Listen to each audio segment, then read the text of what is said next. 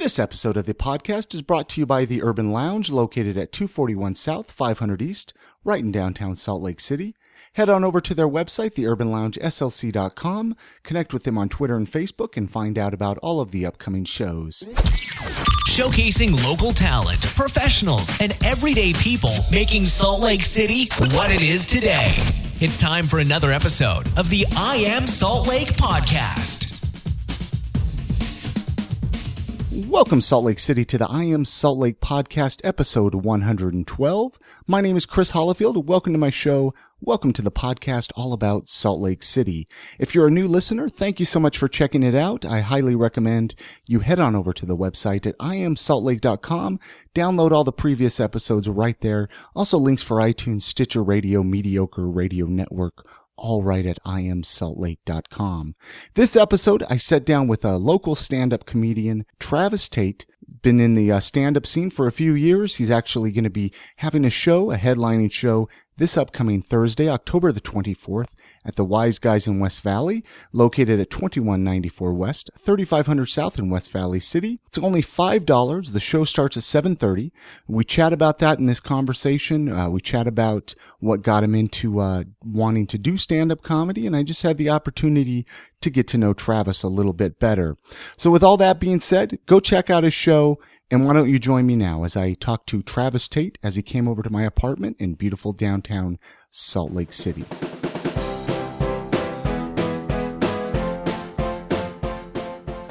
I just turned 36.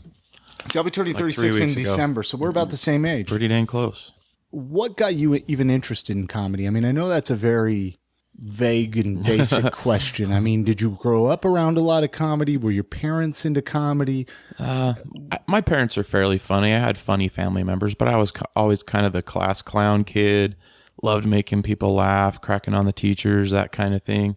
And then just watching. I'd, stay up late and watch stand-up comedy on TV or Saturday Night Live. I love that. Monty Python, all that stuff. Growing up. Right.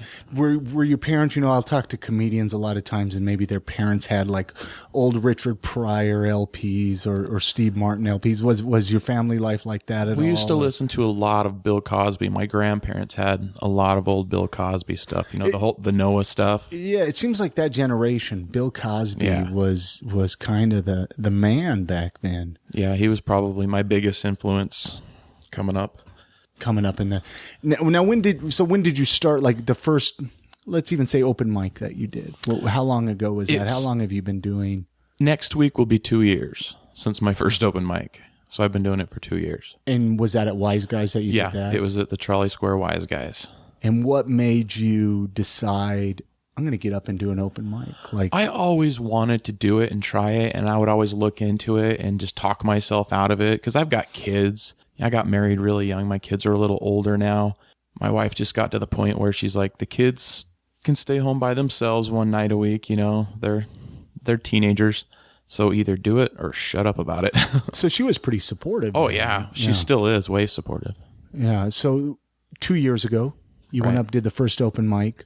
Did you bomb your set or was it pretty? No, did you get some laughs? I got laughs. And so that kind of made you want to do it again. The crowd at Wiseguys, especially if they say it's their first time, very, very kind. I mean, I did one joke that I still do in my set today.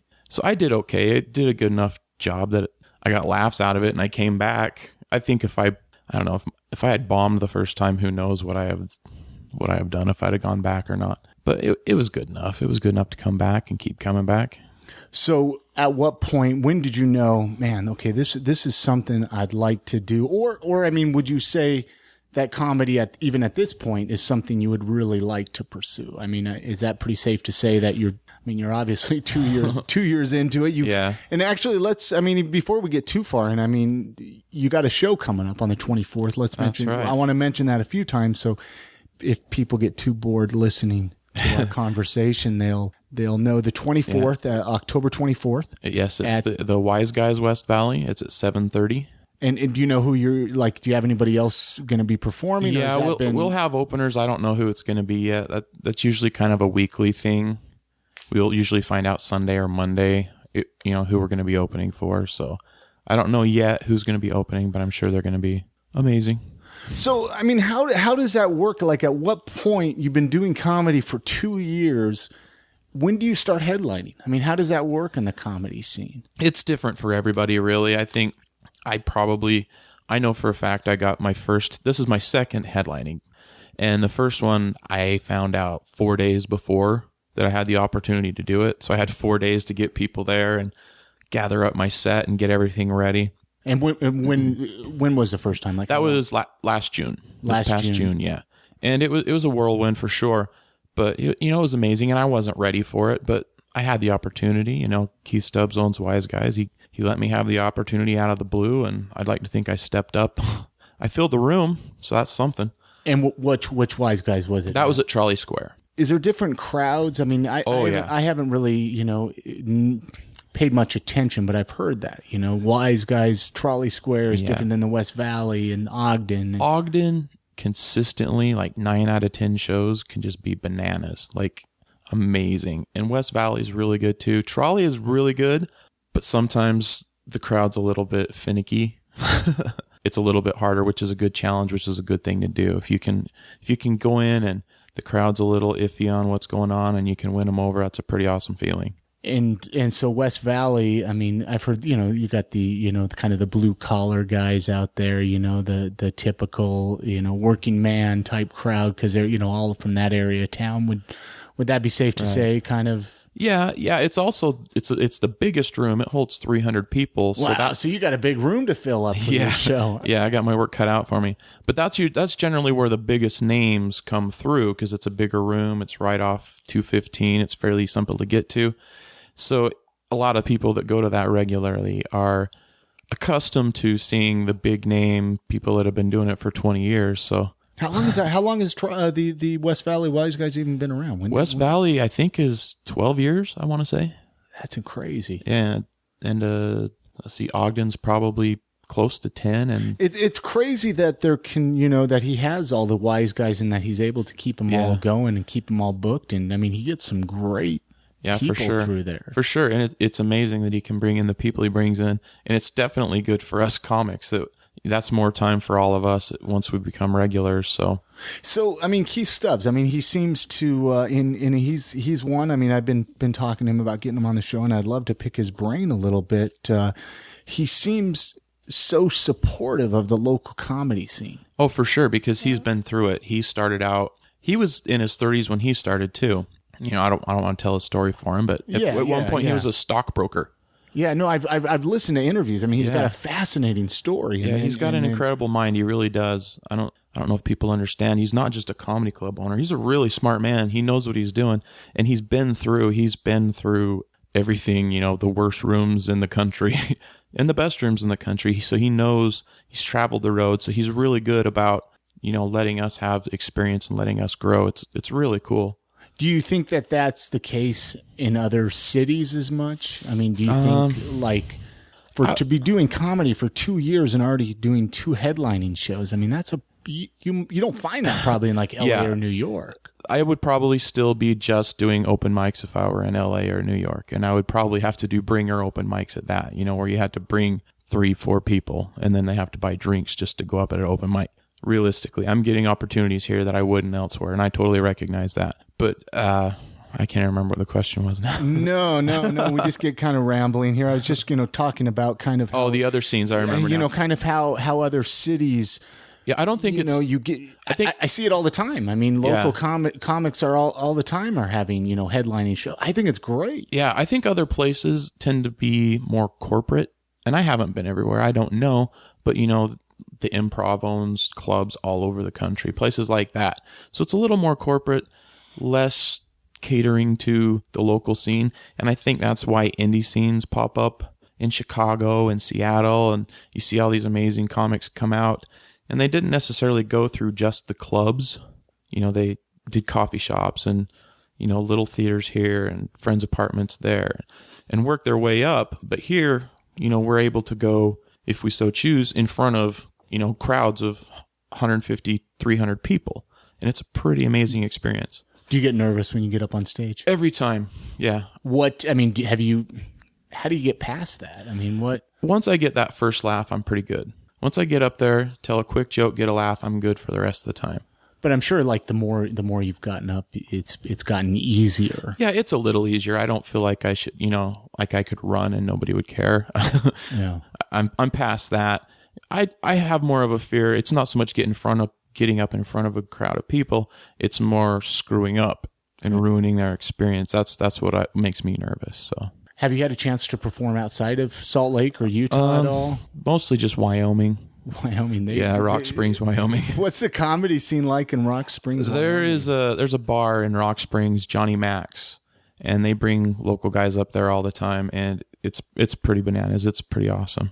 They really go for it. There's not much going on up there. So it's like when a comic's in town, everybody comes out. Yeah, we might as well be Johnny Carson or something. Yeah, I mean, would you like to see yourself get on the road? Would you like to tour, or is that not really where would you like to see yourself even go with comedy? Yeah, I mean, I'd like to go out on the road a little bit here and there. I don't know that I would be road dogging it, right? Yeah, I don't want to do like, the little dive bars here and there, I think. But why not? I mean, why? If I was in my 20s, maybe. But where I'm married, I've got kids, I have responsibilities, I have a job. Comedy isn't paying my mortgage. But what if it could? If it could, then sure. If I got to the point that I could make as much doing those kind of shows as I can at my job, then maybe if Obamacare would pay my insurance and I didn't have to worry about that. Well, why not, right? But you've been doing comedy for 2 years. Right. I mean, you mentioned you were 36. You're 36 years old. So I mean, you kind of started kind of late from what I understand in the comedy scene. Right. Would you say that that's true? I mean, do you find that very often in the comedy scene to be starting? I mean, you mentioned Keith Stubbs, I guess, started kind of late too. Yeah, most of the guys that are in our scene are right around between like 27 and 29. It's really weird. Was that frustrating for you to start as late as you did, or no, because I think I am definitely more mature than I was when I was younger. If I had started when I was younger, I was kind of a bit more of a jerk and standoffish, and probably thought it would have maybe got to your head a little bit. You think? I don't think I would have gotten to the point where it could get to my head. I think I probably would have flamed out. I probably would have been really bad. Yeah. And never done it again, to be honest with you. What overall, like the most rewarding thing with doing comedy for you? Like I'm sure you've had some great experiences. Oh, yeah, I know you've got to meet some great comics. I mean, talk about that a little bit. Like meeting the comics is really cool. I mean, 99% of the comics that come through are accommodating and nice, just good people, really. And that might surprise some people because they act like degenerates on stage sometimes. Usually that's a persona. I mean, who was Mark Maron was cool. So you got to hang out with Mark Maron. We went out to the Village Inn with him after his shows and went and had pancakes and just BS'd for about an hour and a half in the middle of the night. It was pretty awesome. I mean, will he...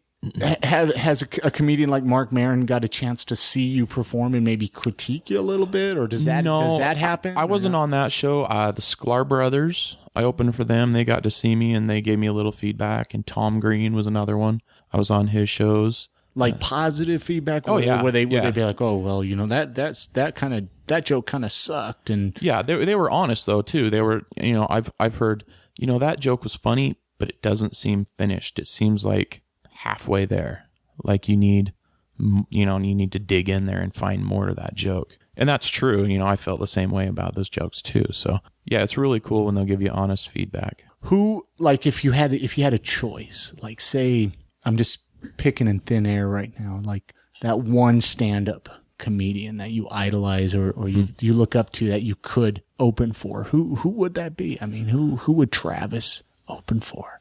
Honestly, I would love to open for Jim Gaffigan. Oh, he's brilliant. Yeah. He is. I love his comedy. It's and what's great about it, he's not dirty, but yeah, right. he's funny enough that he doesn't need to be. Right. Exactly. That would be an amazing person to open for. I tend to work pretty clean, but like Bill Burr, that would be pretty cool to open for Bill Burr. He's one of my favorites. I know everybody loves Louis C.K. and I do too, but I think I like Bill Burr a little bit better. So if Louis C.K. said, hey, you know what, Travis, open up for me. Then I'd say, you're my favorite, Louis. Of course I will. Well, Louis listens to the podcast from time to time, so I'm just trying to kind of, set things up for you, I think Louis is more of a thinker. Not that Bill Burr isn't, but Bill Burr just makes me laugh more. Louis makes me think sometimes. What do you think makes a good comedian then? I mean, in your opinion? I don't know what the formula is, honestly. Because everybody's a little different. Yeah, I think if you can reach the crowd and get them to want to come back the next time you're there, whether it's just they liked your personality, they thought your jokes were clever, whatever, they liked meeting you afterward. I think all of those things, a little bit of everything, makes somebody a good comedian. So how long a set do you do? About 45 minutes? This will be 45. About 45. Yeah. Was it tough to get to that point? To be able to do 45 minutes? I mean, for sure. Standing up there, just talking in a microphone. I mean, sometimes it gets tough for me just to talk in a microphone. I couldn't imagine 45 minutes. It can be a little tough. I was planning on 30 when I did my first show in June. And, I felt comfortable doing a pretty good 30 minutes. And I ended up doing 40 just because, give and take with the crowd here and there, laughing, all that stuff. And then after that, it's like I had like 2 months where I was just writing like crazy, and they were pretty long jokes, like 3-minute jokes. So I piled up like another 15 minutes before the summer was over. So what inspires you to write? Like, where do you get your inspiration everything from, just man? Every day I write about my kids, my marriage, just things I see on TV.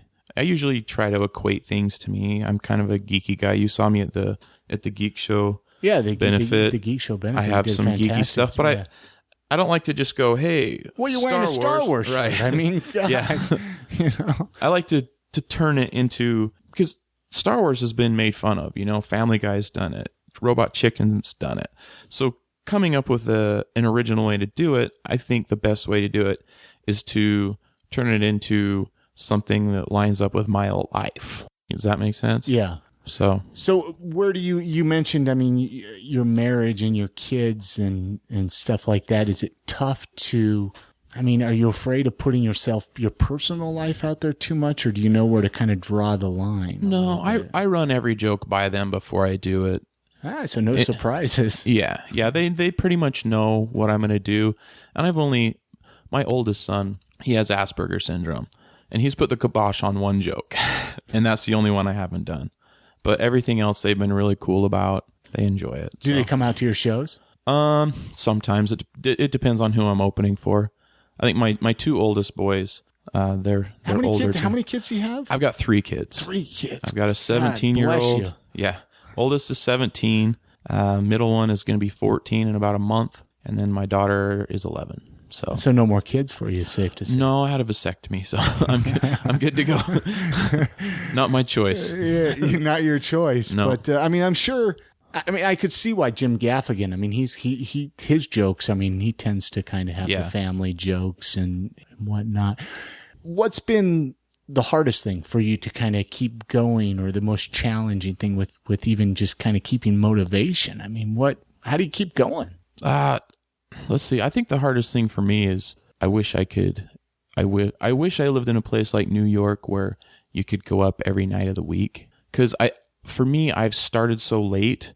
I feel like I've got to work harder than anybody else in this market to get where I eventually am going to be, wherever that ends up being. But I've got to work harder. I've got to write more. I've got to do more time. I've got to do all that stuff. I've got to be thinking all the time, how can I turn this into a joke? So I'm putting a lot of pressure on myself because I feel like I'm making up for time that everybody else has that I don't. And I've heard that from comedians that have come on the podcast in the past, how it's tough in Salt Lake. There's not a lot of mic time. It's not just the mic time. It's also kind of my everyday life too. Yeah. I do have responsibilities. I do the open mics. So if there was an open mic every night of the week, I mean, you couldn't do it anyways. Yeah, I could probably do 5 nights a week. You could do 5. Would your wife probably wouldn't like it though? Depends on what mood she's in. If there was a means to the end, Yeah. I mean, how could Salt Lake change then? I mean, why couldn't we be the next New York when it comes to that? I mean, do you think that that's possible? Need more of a crowd. Is that really what it is? Yeah. Is that I think really there's plenty of talent here. Yeah. There's a good alt scene. There's a good club scene, a great club scene. Just need more people that want to go see the shows. Yeah. That will come out to the Trolley Square Wiseguys. And it's getting West there. Valley It's a building thing. And how many people normally come out to an open mic on a Wednesday night? An open mic, we could have anywhere from 30 to 100 people. Yeah. And now they just do it just at the Trolley Square, right? Do they do open mics at West Valley or anything? No, but I think it might be moving there. Really? Yeah, they're going to get... Have you ever heard of Rooftop Comedy? It's a website. The name rings a bell. They've got a show on Hulu. It's Rooftop Comedy. You can watch it on Hulu. And it just shows like quick jokes from all over the country because they set up cameras in the clubs. And then they'll take the funniest jokes and they'll put it on the show or on their website. And they're going to be getting that out at West Valley. So I think we're going to be moving... How'd they pull that off? Or that's just Key Stubbs. It's magic. A great reputation. It's a reputation from comics that come here and their agents talk to other people, and it's just a really good reputation for the club. So you mentioned, wanting to get your name out there, kind of progress. I mean, have you thought about, the internet? I mean, it's wide open, man. Like do a YouTube channel or a podcast or, any of that. I mean, you could get your material out that way. Have you thought about doing anything with that? Or? I've thought about it. The drawback to me right now is I'm trying to get people to come to the shows. Yeah, but couldn't that promote your shows, though? It could. If I had like 3 hours of material, if I could write a new hour every year like Louis C.K., then maybe it wouldn't be a problem. But I don't want people to get worn out. That's just my opinion. Lots of people put it out there and it might work for them. Yeah. And it's something I will probably eventually get to. I just got a HD camera for my birthday. It's a little tiny one, but that's one of the reasons I wanted to get it so I can start posting. So I'm thinking maybe I can pull some stuff from my headlining show coming up and maybe post a little bit of that. Do you listen to any podcasts? I mean, I know podcasts are big in the comedy scene. Any favorites you care to mention? Or? I like, let's see, WTF, of course. Yeah, I'm just always curious because then I can discover. I listen to so many podcasts, Yeah.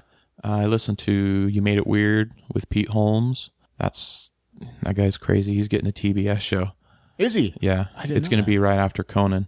I did not know that. He's a super good guy. He was here a year and a half or so ago, something like that. I also I like Jay Moore's podcast, the Sklar Brothers.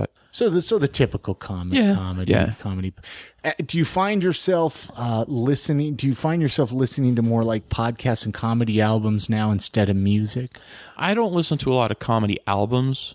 I like watching them live because I like watching how they are on stage. That's kind of where I'm trying to grow right now is stage presence. So you kind of get ideas from them. Yeah. If you're just listening to it, I've noticed, and it's a subconscious thing, but you start to pick up on like deliveries and things like that. And it's not, you're trying to rip anything off or anything, but you hear Chris Rock's delivery. And if you listen to Chris Rock every day for 5 days, you're going to start talking like Chris Rock, So I like to watch the visual. It's more just the way my brain works. And I can see, they turn to the crowd here, they hit the punchline there, and then they, walk over here and set this joke up here. And it just is, it makes more sense to me in my brain. So driving around, you're not like listening to me. Yeah, I'll usually listen to podcasts, once in a while. If I just can't take podcasts anymore, I'll throw on some music, but. Who do you listen to music-wise? A little bit about Travis. Wow. Let's see. A lot of the stuff I listened to in high school, U2, REM. What's your favorite U2 album? This will judge me. The Joshua Tree. Okay. So you're okay now. I like the U2 really fell off. Man, they screwed up later on, in my opinion. The second half of Joshua Tree is my favorite. I love all the hits that are on the first half, but I've heard them so many times. I like the second half, One Tree Hill, Red Hill Mining Town, that kind of stuff. Yeah, well, and the reason I ask, I always like to, people coming on. I like people to kind of get an opportunity, okay, you're a comic, they've seen you do stand-up, they're going to come see you do it on the 24th, obviously. If they're listening, everyone listening is going to come out. But let's, get to know Travis a little bit. So music-wise, what are some of your other hobbies and interests? What else do you, besides comedy, or does comedy consume you? That pretty much consumes me, yeah. Taking care of my kids. Built a rabbit hutch a couple weeks ago. That was fun. So you're raising rabbits? My kids have two rabbits as pets. Yeah, I pretty much, when we got married, I was like, we're not going to have any pets. But now we've got 2 dogs, 2 cats, 2 rabbits, and a hamster. So wow, shows how I throw my weight around. You got a farm going on over there. Yeah.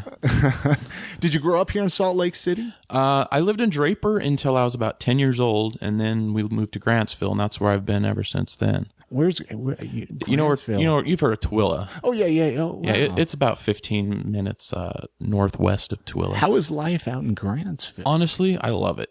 It's a quiet little town. So you're not a city boy then? Not really. You know, I like coming into the city, but have you moved outside of out of Utah? Have you had an experience to? No, I got married right out of high school. So right out of high school. Yeah, we pretty much put everything. Were you high school sweethearts?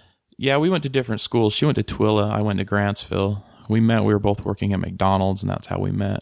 Got married right after high school. I was still 17, actually. You were 17 when you got married? Yeah, I was about a month and a half. Is that, well, in Utah, that's 18. Legal, but... No, my dad had to sign my marriage certificate. He basically signed over custody of me to my wife for a month and a half till I turned 18. Is she older than you? Yeah, she's 9 months older than me. The older women. You like the older women. That's right. So, I mean, what do you like about... I ask this a lot of people that come on the show. Some things you like about Salt Lake. I mean, obviously you've stayed in the area your entire life. Something's got to keep you here. I like that you can be, if you're in a car, you can be from one end of the valley to the other in 20 minutes, unless it's drive time traffic.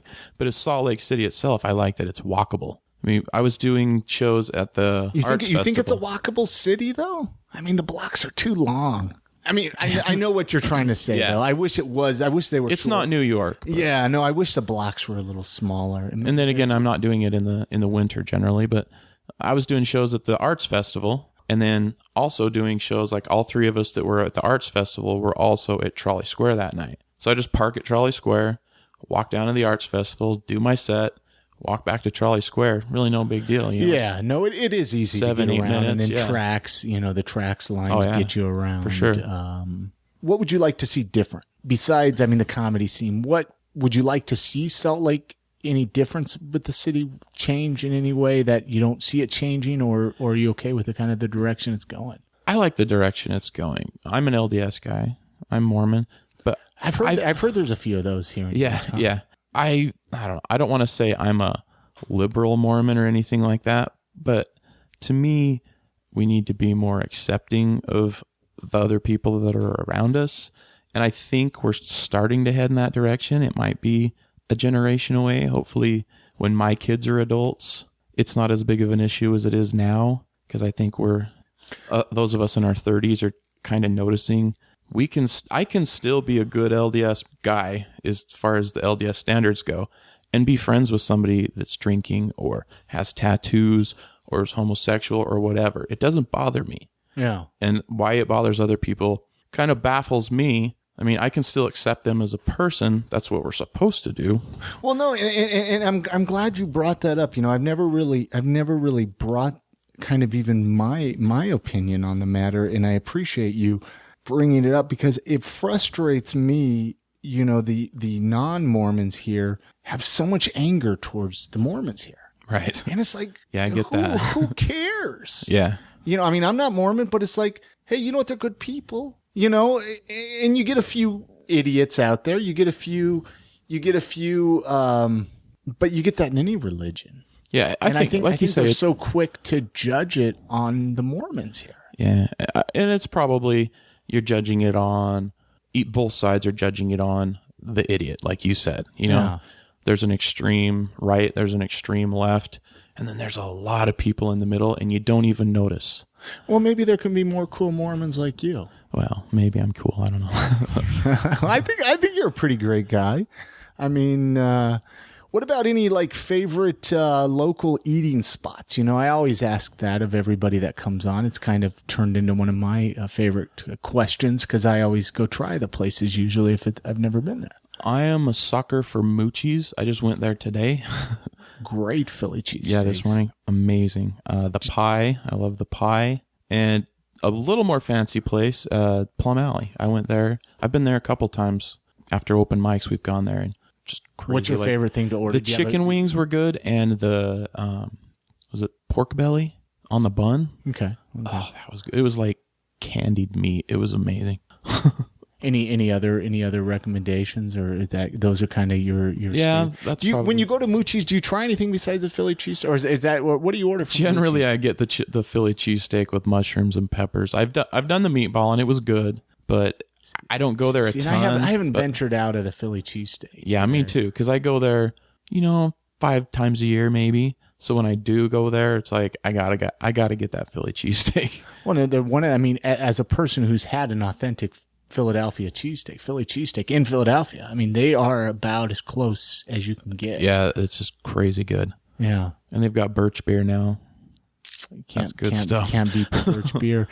Any other favorite spots in Salt Lake? I always like to kind of keep it in Salt Lake. Any other besides? I mean, there's Trolley Square, which I don't know what happened to that place, but yeah, I was walking around there with my wife a week ago, and it's just dead. And that's probably not. Yeah, well, no, I wasn't trying to make a joke. No.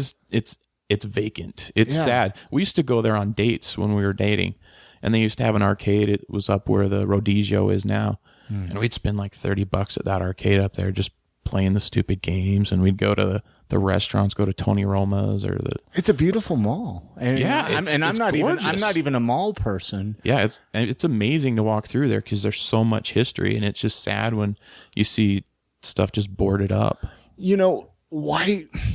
I mean, obviously, we all know why it kind of has become as vacant as it has, but you would think it would kind of get some spark back. I mean, it can't. I mean, do you think Trolley Square will ever kind of I think become hip again and I think revitalize? It definitely should. I mean, I don't know what their I know ownership I know situation. You don't work there or anything. I don't know what the ownership situation is, but I don't know if that has something to do with it. Because there's some nice stores in there. They've got a Pottery Barn and stuff like that. That it's kind of a destination store for people. You got the Whole Foods. Do you think it freaks people out to go there? Is that kind of what it is? Nah, I don't think so. Maybe some people, but very few. I don't really think about that when I walk through there. Yeah, no, I've always wondered that, and I think to myself, what would bring Trolley Square back? What would make it the place to go? I think the right kind of stores, maybe put a club in there. I don't know. Well, you got Wiseguys. Wiseguys is great. It's open 2 nights a week. Well, 3 nights a week, and it's not open during the day. Something that goes on every night of the week. I don't know. Just to kind of bring the crowd there. Maybe even like a musical. I mean, they used to have a movie theater in there. That's true. I remember going to a few movies here. What's your all-time favorite movie? Probably The Empire Strikes Back. That's your favorite one in the trilogy. Yes. The series. I don't know. I'm not that big of a Star Wars nerd, but I don't. Do they call it? Anyways. But if you found out you had 6 months to live, what would you do with the rest of your 6 months? I would probably, I don't know.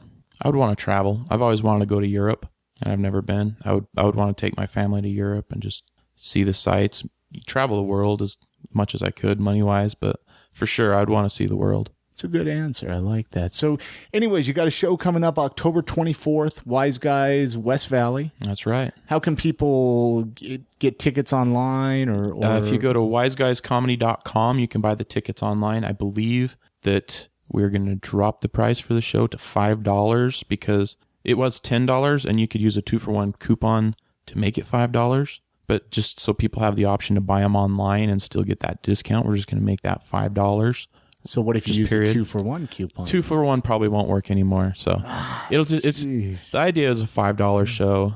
So it'll just be $5 across the board, whether you get it online or at the door. But that's what open mic is. It's a $5 show too, but it'll be way better than open mic. So I can hold you to it's going to be $5 then. Yeah, you're not sure of it yet. I'm pretty sure. I might have gotten the text while I was sitting here. I don't know. Yeah. Anyways. So how can people, say listening? I mean, are you on any, Twitter's, Facebook? I'm on Twitter. It's Travis Tate Funny. I'm on Facebook. It's just Travis Tate. I have a Travis Tate Funny on Facebook. I don't really do a lot with it. I don't have a ton of followers on that. That's probably where eventually I will start posting videos and things like that. Yeah, but do you have a website or no? No. That's something that I'm going to start working on. Probably in the next year, get a good website up. Once I start doing more stuff outside of Utah, then I feel like I would need a website. But in the meantime, I'm pretty much doing Wiseguys every weekend. Yeah, it's pretty easy to keep up with on Facebook. So if people listening, I mean, they can add you as a friend on Facebook. Sure. You're not one of those people that's like, oh, my family and immediate friends. No, not at all. And I follow you on Facebook. I mean, you post some funny stuff so people can get some jokes of yours on there and follow you and keep you up to date on Before we end, I wanted to get in. Who are some of your favorite local comedians? I mean, I know that kind of puts people on the spot a little bit. You don't want to forget anybody, but Right. who are some names that you think people need to watch out for? I love Jay Whitaker, Guy Seidel, Steve Solberg, Marcus. He doesn't perform as much anymore. I think next weekend. Is he? He's at Trolley Square the day after my show. So hit you up Thursday and then go check out Marcus. Sure. On Or Friday. Key Lewis. He's moved to LA, but he came up through here, and he's going to be at Wiseguys West Valley that Friday and Saturday. He won the Rocky Mountain Laugh Off. He's about the best dude ever. I'll have to connect with He's him. an amazing get him guy. on the show. He's got a good story. He was leading the entire competition, Kay. You'd never know. Just so humble and nice, and he's so funny too. Any other names to watch out for, or those are kind of, I mean, I know that puts you on the spot. You don't want to forget your best friend, and I'm sure there's so many great comedians out there. I mean, you got Andy Gold too, Josh Fonakalafi. See, I haven't heard that name yet. He had headlines. He's 4 months ago, I want to say, he headlined up in Ogden. He's a way funny guy, giant man. His hands, I've got pretty big hands, but his hands just make mine disappear. Yeah, you do got monster hands. He's a giant guy. There's a lot of guys that haven't got the chance to headline yet that are way funny. Spence Roper, Christian Piper, Marty Archibald. I know the name. I know Mike Grover. List. I know the list can go on and on. And just once you start following one or two of them on Facebook or Twitter, you'll start catching on to who's there and go see open mics and shows and just friend them. I think almost all of them will accept your friendship. Yeah. And then you can be best friends with them. Yeah. Best friends with a comic. Go eat pancakes in the middle of the night. It's amazing. Anything else you want to add, Travis, before we close out here? I appreciate you coming and sitting down and getting the opportunity to get to know you a little bit better and find out about you. Anything else you want to add for the listeners? Just thanks for letting me come in. I appreciate it. Please come out and check out my show. It's going to be a fun time. $5, can't beat that. Good date night. And support the local comedy scene, support the local music scene, support whatever you're into. I think we've got a lot of talent in this town, and it just needs a little water and some sunlight so it can grow. I love it. Well, we'll end it there. Thank you so much, Travis. Thank you. Again, many thanks goes out to Travis Tate for coming on this episode of the podcast. Had a great time sitting down with him, getting to know him a little bit better. Hopefully you guys enjoyed it. I'd love to know your feedback by giving the voicemail a call, 385-202-5926. That voicemail line is always open, so give it a call. I'd love to know what you guys thought of this episode or what you enjoy about living in this beautiful city of Salt Lake. I'm here a few times a week with a brand new episode, so you're going to want to make sure to subscribe in iTunes or Stitcher Radio. Also, your support is appreciated. You can find all the ways to support the show by going to iamsaltlake.com/support. A few simple ways. You can leave a review in iTunes. That helps boost our ratings. Also, any donations is very much appreciated. Helps keep the podcast alive, helps keep it moving forward, and helps me by producing more and more episodes so you guys can get to know all of the people here in Salt Lake City and all the cool things going on. So anyways, with that being said, that's going to do it for this episode of the podcast. Hopefully you guys join me again next time. And until then, buy local, support local, and enjoy the city that you live in. Thank you so much for listening.